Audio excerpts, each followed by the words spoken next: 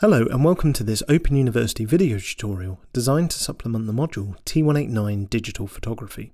In this tutorial we're going to take a look at the noise reduction tools in Adobe Lightroom. The noise reduction tools are found in the Details panel here. To begin with, here I've set the sharpening, luminance and colour sliders to 0, but these are not their default values. I'm starting with this image, taken at night time in York last year.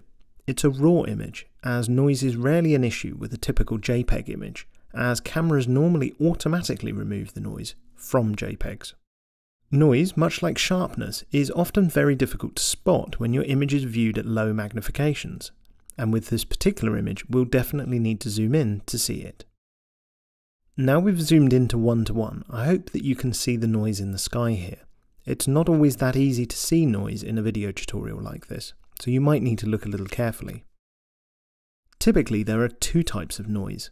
Both are generally caused by a digital camera sensor having to work harder to capture an image.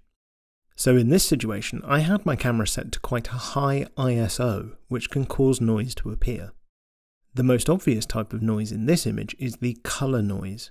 You can see lots of red and green splodges in the sky up here, where the sky really should be a smooth, dark blue tone.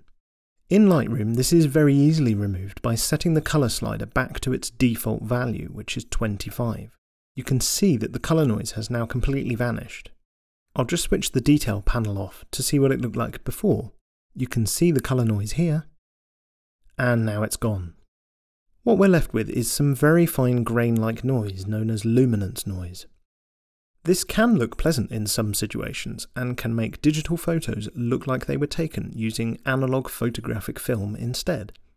However, I'm going to show you how to remove this noise using the Luminance Noise slider.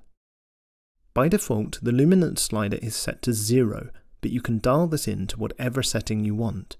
For instance, if I move it to maximum, you'll see that it's created a very plastic looking image here. This is because it's removed a lot of the detail as well. Zooming out, you can still see this plastic effect. I'll zoom back in and we'll have a look at the effect before and then after. So we went too far with the luminance slider there. We can reduce that down, maybe something around halfway would be more suitable. We've definitely reduced some of that noise, especially from the sky, but a lot of the detail remains.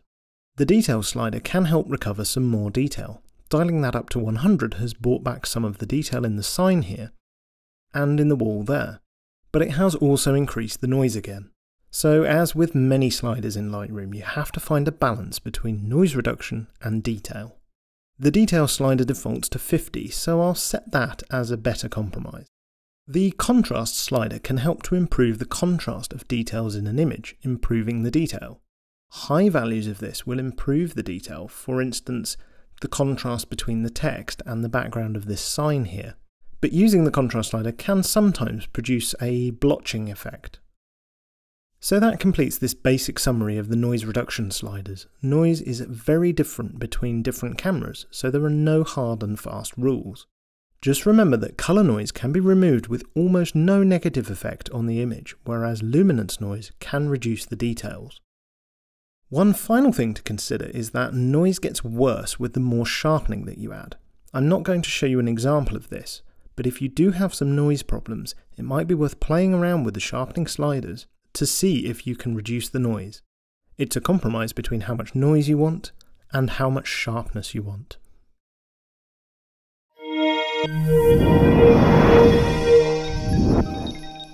Get more from the Open University. Check out the links on screen now.